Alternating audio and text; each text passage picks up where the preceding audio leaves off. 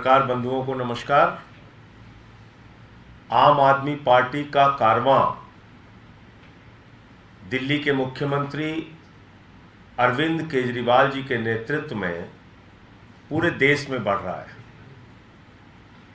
और हिंदुस्तान का सबसे बड़ा सूबा, सबसे बड़ा राज्य उत्तर प्रदेश, वहां जब भी आम आदमी पार्टी चुनाव लड़ती थी हमें कोई बहुत ज्यादा समर्थन जनता का नहीं मिल पाता था। लेकिन इस बार जो नगर निकाय का चुनाव का नतीजा आया है वो बहुत ही उत्साहजनक, अच्छा और एक शानदार एंट्री उत्तर प्रदेश में आम आदमी पार्टी की हुई है।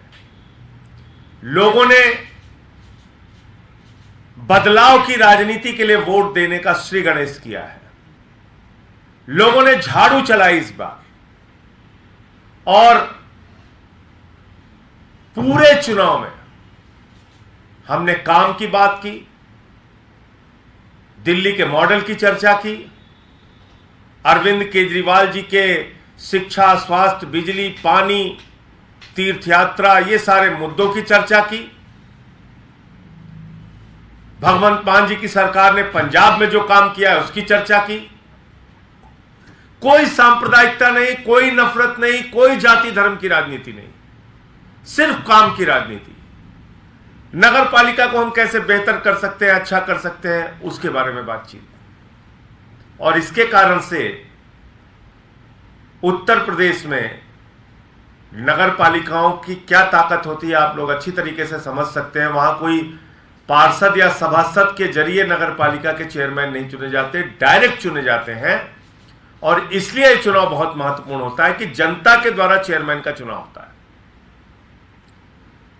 रामपुर जो लगभग 3.5 से 4 लाख की नगर पालिका परिषद है, वहां पर आम आदमी पार्टी की प्रत्याशी सना मामून जीती हैं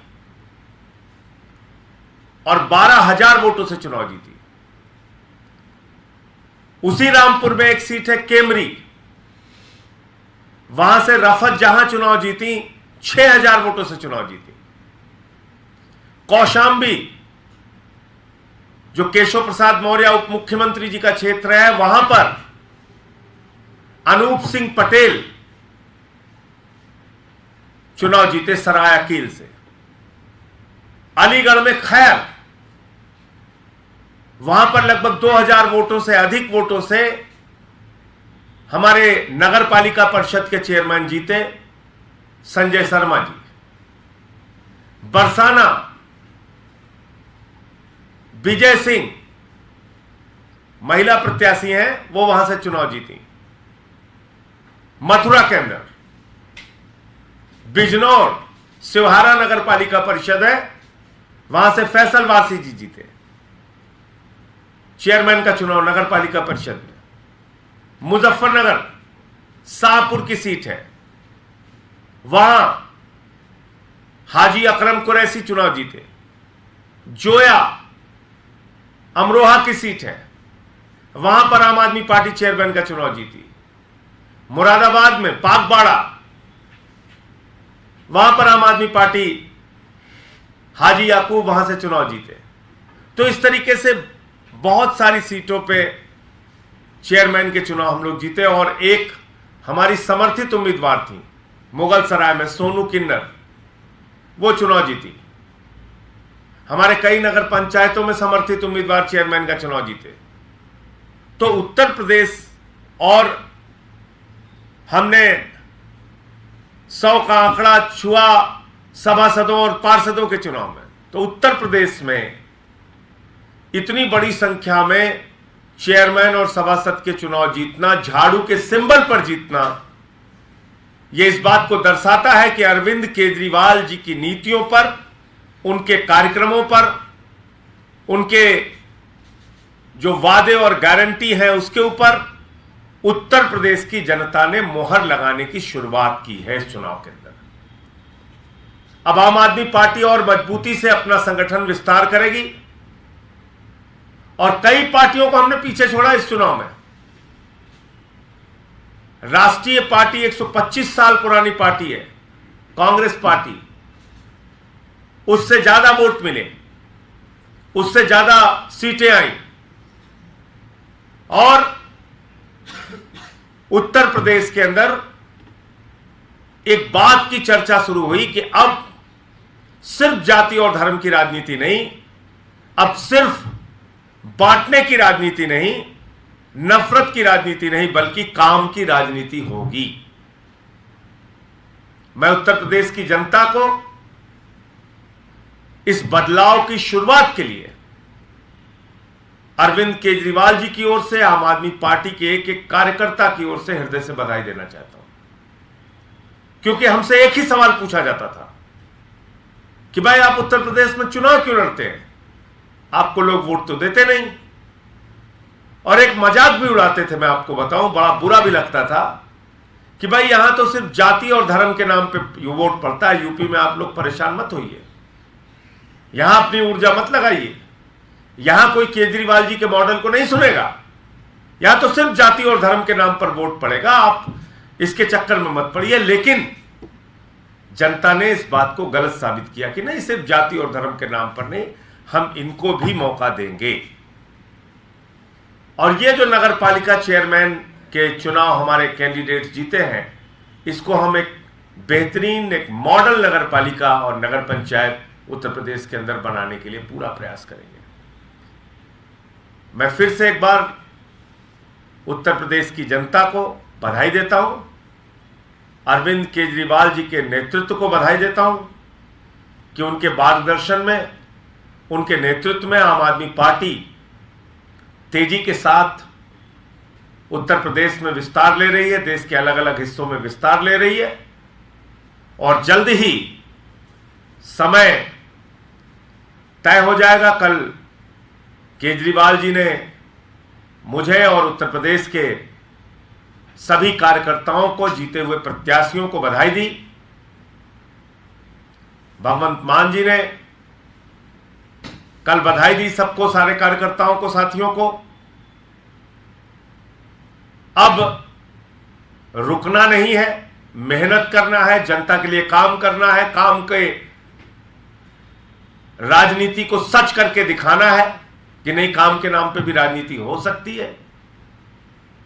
और उत्तर प्रदेश की जो सभी इकाइयां हैं पार्टी की, उनको आने वाले दिनों में सक्रिय करके, और जो ये चुनाव परिणाम आया है इसमें सभासद और चेयरमैन जो हमारे जीते हैं, इसके लिए दिल्ली के मुख्यमंत्री जी से आज चर्चा हुई, बातचीत हुई।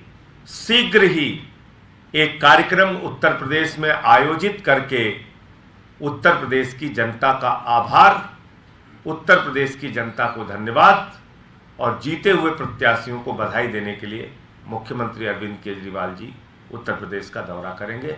जैसे ही इसका समय निर्धारित होगा, वो आपको उसकी सूचना दे दी जाएगी। तो मैं आप लोगों के माध्यम से यही कहना चाहता हूं कि देश के सबसे बड़े सूबे में भी आम आदमी पार्टी की शानदार एंट्री हो चुकी है। कुछ कहना बोलिए। दो सवाल आपने, एक सवाल एक ही है, पर दो चीजें हैं। एक, कर्नाटक में आप लोग लड़े और वहां पर जिस तरीके का आपके मन मुताबिक नतीजा नहीं आया, लेकिन उससे भी बड़ी बात यह है कि अगर इसी तरीके से विधानसभा में वो एक्सेप्टेंस नहीं होती, लोकसभा, क्योंकि आप लोग अब देख रहे हैं 24 पर आप लोग जो है वो टारगेट कर रहे हैं, वो कैसे अचीव करेंगे? देखिए, कर्नाटक के चुनाव को, विधानसभा चुनाव को आप देखिए, उत्तर प्रदेश के भी विधानसभा चुनाव को आप देखिए, जहां सीधी लड़ाई हो जाती है वहां फिर दूसरी पार्टियों के लिए संभावनाएं कम हो जाती हैं। जैसे यूपी के विधानसभा चुनाव में आम आदमी पार्टी को 2 सीटों पे एक जगह 26,000 वोट, एक जगह 25,000 वोट, बाकी एक जगह 9,000 वोट, एक जगह 7,000 वोट, ऐसे ही वोट मिले। लेकिन जब आप इस चुनाव को देखेंगे तो लखनऊ नगर निगम में हमें 26,000 वोट मिले, गाजियाबाद के नगर निगम में हमें 21,000 वोट मिले, ऐसी बहुत सारे, प्रयागराज में हमें 14,000 वोट मिले।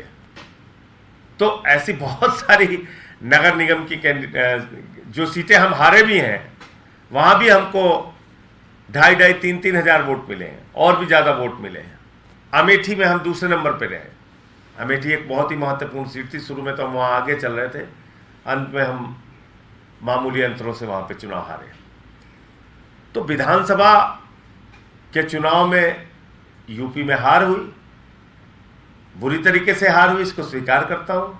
लेकिन इस चुनाव में क्योंकि 1 साल हमारे कार्यकर्ता रुके नहीं, मेहनत किए, तो इस चुनाव में जनता ने समर्थन दिया। अब आगे के चुनाव में समर्थन और बढ़ेगा और अच्छा प्रदर्शन हमारा रहेगा। इसलिए भी कर्नाटक के जो चुनाव परिणाम आए हैं, वो 2 पार्टियों के बीच में चुनाव हुआ, हमें निश्चित रूप से हमारे लिए अच्छा परिणाम नहीं आया, लेकिन इससे निराश होने की आवश्यकता नहीं है। हमारे कार्यकर्ता लोगों के बीच में रहेंगे, काम करते रहेंगे, केजरीवाल जी की नीतियों को लोगों तक पहुंचाते रहेंगे, तो निश्चित रूप से आने वाले दिनों में अच्छे परिणाम आएंगे। अब आपको जो सवाल आपने पूछा था 24 का, 2024 में बहुत सारी चीजें मायने करेंगी। अभी उसके पहले 3 राज्यों का चुनाव होना है, छत्तीसगढ़, मध्य प्रदेश और राजस्थान। उन चुनाव के परिणाम भी उस आने वाले लोकसभा के चुनाव पे असर डालेंगे। इसके अलावा गठबंधन से लड़ेगी पार्टियां या अकेले अकेले लड़ेंगी, इस फैसले पर भी और इस बात पे भी बहुत सारी चीजें निर्भर करेंगी। और तीसरी और सबसे महत्वपूर्ण बात कि जो मुद्दे हैं देश के सामने, बेरोजगारी का सवाल, किसानी का सवाल, महंगाई का सवाल, अग्निवीर योजना का सवाल, अडानी के घोटाले का सवाल, अगर इन सवालों को हम जनता के बीच में पहुंचाने में कामयाब हुए तो मैं आपको दावे के साथ कह सकता हूं कि अगर मुद्दों के आधार पर वोट पड़ेगा तो मोदी कहीं नहीं टिकेगा। ये बिल्कुल आप मान के चलिए। चेहरा आप लोग लेके चल रहे हैं, सही है। देखिए, अभी हम लोग सिर्फ अपना फोकस अपने संगठन निर्माण पे कर रहे हैं और पार्टी का विस्तार कैसे अलग अलग राज्यों में हो सकता है, कैसे मजबूती से हम चुनाव में जा सकते हैं, अभी हमारा पूरा फोकस उसके ऊपर है। 2024 के लिए जब कोई एक व्यापक रणनीति बनेगी तो जरूर आपको जानकारी देंगे। सर, कर्नाटक से जुड़े हुए 2 सवाल हैं, लगभग ऐसे ही हैं। एक तो ये है कि सर, जैसे कर्नाटक में जो कांग्रेस को जीत मिली है, तो उसको देखते हुए क्या आप लोगों को लगता है, क्योंकि अभी तक आम आदमी पार्टी को कांग्रेस का विकल्प माना जाता रहा है, तो कहीं आपको लगता है कि ये एक बड़ा चैलेंज आपके लिए रहेगा? देखिए, ऐसा है कि हमसे समय समय पे अलग अलग सवाल किए जाते हैं। जब गुजरात का परिणाम आता है तो लोग कहते हैं बीजेपी जीत गई, आप चुनाव नहीं लड़े होते तो यहां तो कांग्रेस जीत जाती। अभी कर्नाटका का चुनाव लड़ रहे थे तो हमसे लोगों ने कहा कि भाई आप चुनाव लड़ रहे हैं तो इससे तो बीजेपी को फायदा होगा, तो फिर वहां कांग्रेस कैसे जीत गई, 136 सीटें लेके आई। एमसीडी में भारतीय जनता पार्टी बैठी हुई थी, एमसीडी में हम लड़े तो 15 साल से बीजेपी का शासन हमने खत्म किया। पंजाब में हम लड़े, 92 सीटें हमारी आई, 2 सीटें बीजेपी की आई। तो बीजेपी को 3 बार हमने दिल्ली में हराया, बीजेपी को हमने पंजाब के अंदर हराया ही नहीं बल्कि 2 सीट पे पहुंचा दिया और 73 सीटों पे उनकी जमानत जब्त की। बीजेपी को देश भर में आम आदमी पार्टी के द्वारा एक एक कार्यकर्ता और हमारे नेतृत्वकर्ता अरविंद केजरीवाल जी के अंदर पूरी क्षमता है उनको हराने की। उनकी नीतियों को हम सामने रख के हराते हैं उनको चुनाव। कर्नाटक का जो चुनाव परिणाम आया है, मैंने आपको कहा 40% कमीशन की सरकार वहां चल रही थी। ये बात कर्नाटक के बच्चे बच्चे के मन में बस गई थी और क्योंकि विकल्प के रूप में लोगों को वहां कांग्रेस दिखी, उन्होंने कांग्रेस को वोट किया। लेकिन एक बात और समझनी पड़ेगी आदरणीय प्रधानमंत्री जी को कि नफरतों की राजनीति, विपक्ष का गला घोटने की राजनीति, फर्जी मुद्दों पर चुनाव लड़ने की राजनीति का काल अब खत्म हो रहा है। आप महंगाई पे बात नहीं करेंगे, बेरोजगारी पे बात नहीं करेंगे, पक्के मकान देने पे बात नहीं करेंगे, अडानी के घोटाले पे बात नहीं करेंगे, जेपीसी पे बात नहीं करेंगे, किसानों पे बात नहीं करेंगे, अग्निवीर पे बात नहीं करेंगे और पूरे चुनाव को आप नॉन इश्यू पे लड़ना चाहेंगे, गैर मुद्दों को मुद्दा बनाने की कोशिश करेंगे। तो मैं समझता हूं कि ऐसे परिणाम आएंगे और बीजेपी के लिए एक बड़ा संकेत और चेतावनी है कर्नाटका का परिणाम कि अगर वो नफरत की राजनीति और गैर मुद्दों को मुद्दा बनाने की राजनीति करेंगे तो लंबे समय तक उसका जीवन काल नहीं है, उस राजनीति का तो अंत होगा।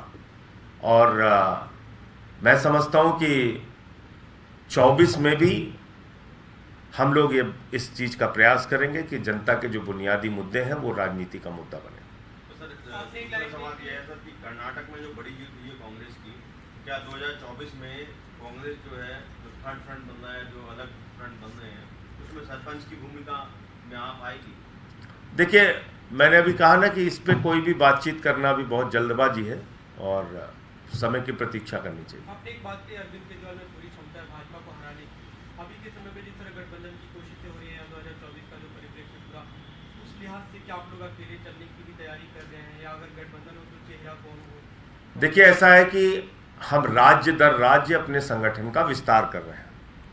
कहीं हमें समय लग रहा है, कहीं हमारी एंट्री अच्छे ढंग से हो जा रही है। अब जैसे यूपी है, यूपी एक बहुत बड़ा प्रदेश है देश का, वहाँ हमें एंट्री करने में समय लगा, लेकिन इस बार हमने एंट्री ली वहाँ, और 11-12 चेयरमैन के कैंडिडेट्स जीतना कोई आसान बात नहीं है। वहाँ जीते हम लोग, सभासद जीते, पार्षद जीते और झाड़ू के सिंबल पे जीते। तो जनता में तो हमारा आधार हर जगह बढ़ रहा है।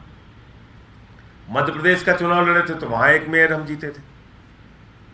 तो इसलिए मैं फिर कह रहा हूं कि 24 के बारे में जो भी फैसला होगा उसमें अभी थोड़ा समय लगेगा। परिस्थितियां क्या बनती हैं आगे, क्या नतीजे आते हैं, कैसे हमारे संगठन आगे और विस्तार लेते हैं, उन सारी चीज़ों पर निर्भर करेगा।